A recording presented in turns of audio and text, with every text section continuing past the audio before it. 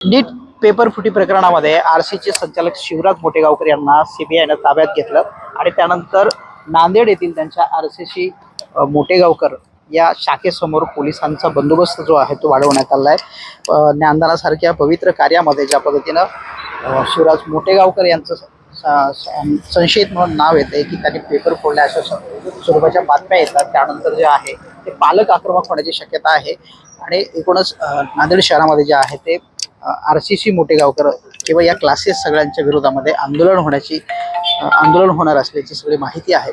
त्यामुळं पोलीस जे आहेत ते ठिकठिकाणी बंदोबस्त लावताना पाहायला मिळतात। एकूणच या नांदेड शहरामध्ये मोठ्या प्रमाणामध्ये विद्यार्थी जे आहेत ते नीटचे क्लासेस आणि इतर क्लासेस करण्यासाठी येत असतात आणि लाखो विद्यार्थी इथे आहेत। त्यामुळं नीट सारख्या पेपर फुटी प्रकरणामध्ये नांदेडच्या शाखेचं नाव आल्यामुळं इतर शाखांची सुद्धा चौकशी होईल म्हणून काही शाखांनी जे आहे ते आज सकाळीच पासूनच विद्यार्थ्यांना सुट्टी दिलेली आहे, जी 20 तारखेपासून सुट्ट्या उन्हाळी देण्यात जाणार होत्या।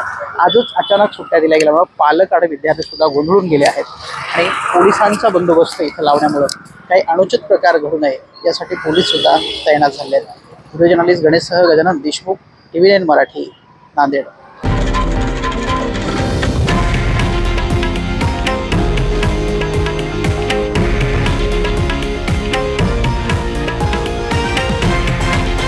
हे आहे देशातील नंबर 1 न्यूज नेटवर्क आणि आपण पाहत आहात TV9 मराठी, एकमेव।